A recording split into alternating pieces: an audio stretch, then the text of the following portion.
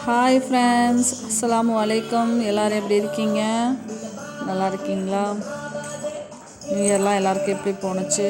Christmas கொண்டாடுற ஆளுங்க அவங்களுக்கெல்லாம் எப்படி கிறிஸ்மஸ் போச்சு, நியூ இயர் எப்படி போச்சு, எல்லாம் நல்லபடியாக போச்சா? எல்லோரும் நல்லாயிருக்கும். இந்த இயரில் 2024 எல்லாருமே அவங்கவுங்களோட ஆசைகளை நிறைவேற்றி நல்லபடியாக வாழணும். சரி, இன்றைக்கி நம்ம என்ன ரெசிபி பார்க்க போகிறோன்னா, இன்றைக்கி வந்து நம்ம குலோப் ஜாமுன் பார்க்க போகிறோம். குலோப் ஜாமுன் எப்படி செய்கிறதுன்றதை பார்க்க போகிறோம். குலோப் ஜாமுன் ஃபஸ்ட்டு, அதுக்கு முன்னாடி நம்ம ஃபஸ்ட்டு ஒரு சொம்பு தண்ணி ஊற்றி சர்க்கரை நம்ம ஜீரா ரெடி பண்ணிடணும். சர்க்கரை நம்ம எவ்வளோ இனிப்பு தேவையோ அந்தளவுக்கு இனிப்பு சர்க்கரை போட்டு ஜீரா ரெடி பண்ணிக்கணும். ஜீரா ரெடி பண்ணிவிட்டு அதை அடுப்பில் வச்சுட்டு நம்ம வந்து இங்கே மாவு பிசைய ஆரம்பிச்சிடணும். அந்த மாவு போட்டு அதாவது நம்ம வந்து பால் போட்டு பிசையணும். நான் தண்ணி போட்டு பிசையக்கூடாது. நம்ம காய்ச்சி ஆற வச்ச பாலை போட்டு பிசைகிறோம். பிசைஞ்சு கொஞ்சம் நேரம் ஊற வச்சிடணும். அதை அப்போ தான் நல்லா சாஃப்டாக இருக்கும் மாவு. பிசைஞ்சு கொஞ்சம் நேரம் ஊற வச்சிடணும். அதுக்கு நல்லா நம்ம இந்த ஜீரா நல்லா இது பண்ணி அந்த ஒரு கம்பி பதம் சொல்லுவாங்க இல்லையா ஜீராவில், அந்த மாதிரி கொஞ்சம் நல்லா இதானதுக்கப்புறம் அதை அப்படியே ஆஃப் பண்ணி தனியாக ஓரமாக எடுத்து வச்சிடுறோம். இந்த மாவையும் கொஞ்சம் நேரம் ஊற வச்சிடுறோம். ஒரு 10 நிமிஷம் கழித்து திருப்பி அந்த மாவு எடுத்து பார்த்திங்கன்னா நல்லா சாஃப்டாக இருக்கும். அதை வந்து நம்ம சின்ன சின்ன உருண்டையாக பிடிக்கிறோம். எப்படின்னா விரிசல் இல்லாத உருண்டையாக பிடிக்கணும். நல்லா உருண்டையாக கோலாக நல்லா சர்க்கிள் ஷேப்பில் நல்லா அழகாக பிடிக்கிறோம். அதில் வந்து நம்ம வந்து நம்மளோட வெடிப்புலாம் இருக்கக்கூடாது.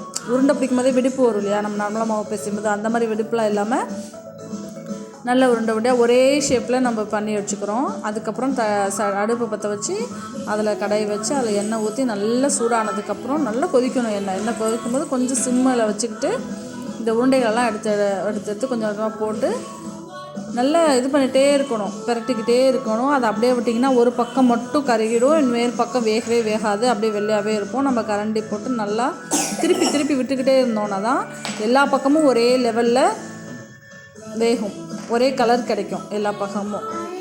அதுக்கப்புறம் நல்லா இதானதுக்கப்புறம் அந்த கலர் ஒரு ப்ரௌனிஷ் கலர் கிடைக்கும். அந்த ப்ரௌனிஷ் கலர் வந்ததும் நம்ம அப்படியே எடுத்து நம்ம ஏற்கனவே ஜீரா வரைச்சிருக்கோம் இல்லையா, அந்த ஜீராவில் போட்டு கொஞ்ச நேரம் ஊற வச்சிடுறோம்.